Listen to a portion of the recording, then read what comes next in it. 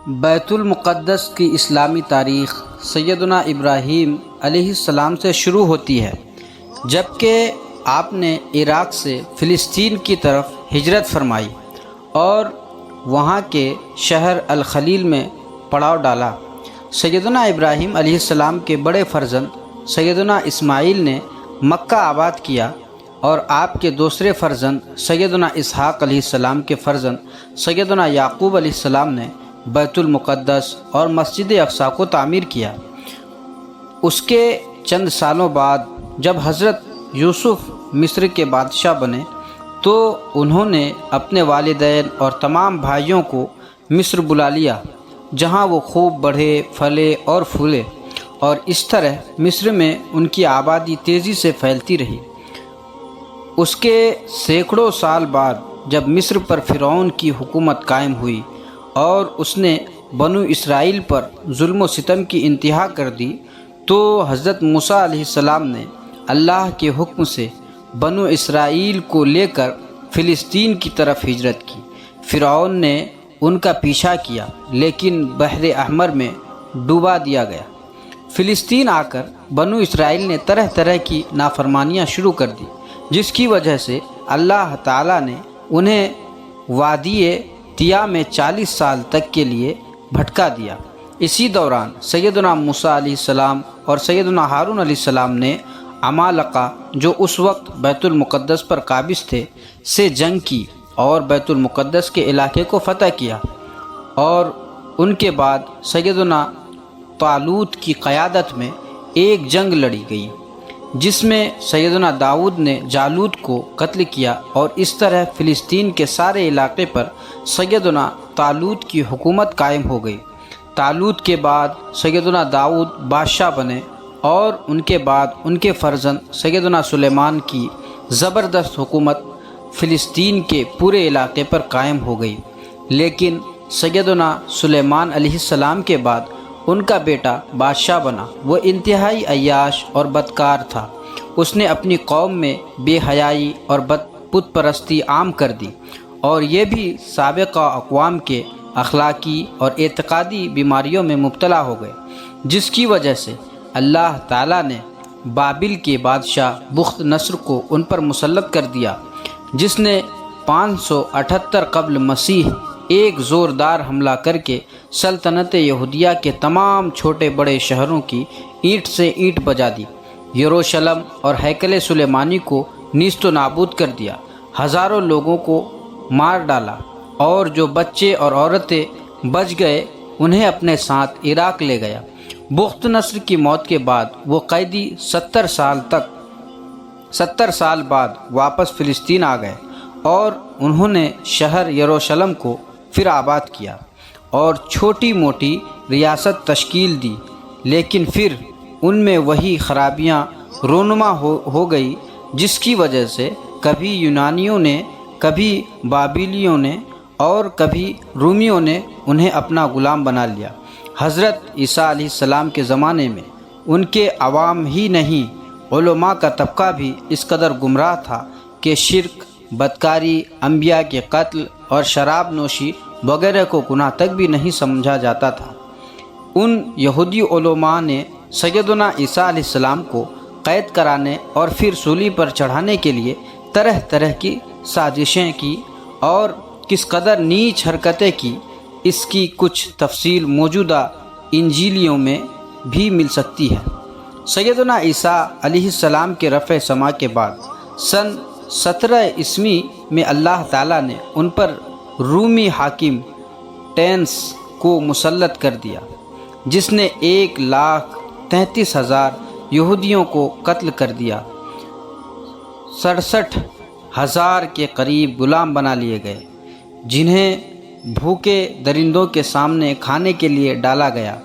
Italy اور یونان کے تھیٹرز میں ان یہودی غلاموں کو نشانہ درست کرنے کے لیے لٹکایا گیا۔ یروشلم اور ہیکل سلیمانی کی اینٹ سے اینٹ بجا دی گئی، اور خوبصورت لڑکیوں کو فاتحین کے لیے چن لیا گیا۔ اس کے بعد یہود 1750 سال تک پھر کبھی اس سرزمین میں آباد نہیں ہو سکے۔ بیت المقدس اسلام کے زیر سایہ۔ اسراء اور معراج کی رات رسول اکرم صلی اللہ علیہ وسلم کا مسجد حرام سے مسجد اقصیٰ تک کا سفر، اور پھر وہاں سے ساتوں آسمانوں کی سیر، اور پھر آسمان سے بیت المقدس کی طرف نزول، اور پھر براق سے مکہ واپسی، خود اس بات کے واضح اشارے تھے کہ اب بیت المقدس کی سرزمین جلد ہی اسلام اور مسلمین کے زیر سایہ آنے والی ہے۔ پھر رسول اکرم صلی اللہ علیہ وسلم کا 16 یا 17 ماہ تک مسجد اقصیٰ کی طرف رخ کر کے نماز پڑھنا گویا اس بات کی صراحت تھی کہ اب یہ مقدس سرزمین نہ یہود کی ہے نہ عیسائیوں کی، یہ صحیح دین اور صحیح اسلام کے پیروکار کی ہے۔ 17 ہجری بمطابق 668 عیسوی کو جب مسلمانوں نے حضرت ابو عبیدہ بن جراح کی ماتحتی میں ملک شام کو فتح کیا تو بیت المقدس کا بھی محاصرہ کر لیا۔ تو بیت المقدس کے پوپ نے، جس کا نام سرفانیوس تھا، مسلمانوں کے سامنے یہ شرط رکھی کہ اگر آپ کے امیر المؤمنین بذات خود یہاں تشریف لائیں گے تو میں شہر کی چابیاں ان کے حوالے کر دوں گا۔ چنانچہ سیدنا عمر بن خطاب رضی اللہ عنہ نے اپنے غلام کے ساتھ بیت المقدس کا سفر کیا، اور بیت المقدس کے بطریق نے شہر کی چابیاں سیدنا عمر بن خطاب کے حوالے کی۔ آپ نے وہاں پر اپنا مشہور عہد لکھوایا جسے میثاق عمر کہا جاتا ہے، جس میں آپ نے ایلیا یعنی بیت المقدس کے تمام عیسائیوں کے جان و مال اور عزت و آبرو اور گرجا و کلیسا کی حفاظت کی گارنٹی عطا فرمائی، اور انہیں دینی و مذہبی آزادی کے ساتھ زندگی گزارنے کا فرمان جاری کیا۔ اس فتح بیت المقدس میں 3000 سے زیادہ صحابہ کرام شریک تھے۔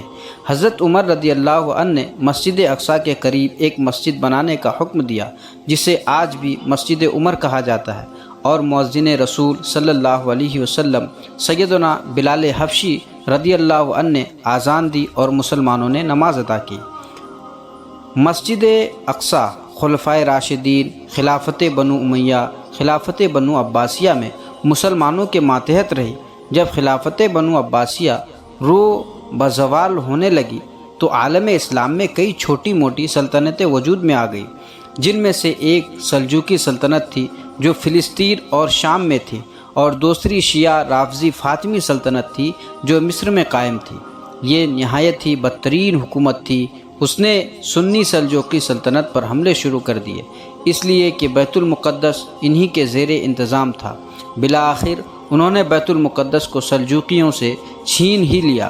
جب یورپ کے عیسائیوں نے دیکھا کہ دو مسلمان ریاست بیت المقدس کے لیے آپس میں لڑ رہی ہے تو انہوں نے 493 ہجری بمطابق 1099 عیسوی میں ایک زبردست حملہ کر کے بیت المقدس پر قبضہ کر لیا۔ بیت المقدس کا فاطمی گورنر افتخار الدولہ مالی فدیہ دے کر بھاگ گیا، اور تمام مسلمانوں کو اس سیاہ خبیث نے صلیبیوں کے حوالے کر دیا، جنہوں نے ہزاروں مسلمانوں کو شہید کر دیا گیا۔ عزتیں لوٹی گئی، بچے، بوڑھے، عورتیں، کسی کو بھی نہیں بخشا گیا۔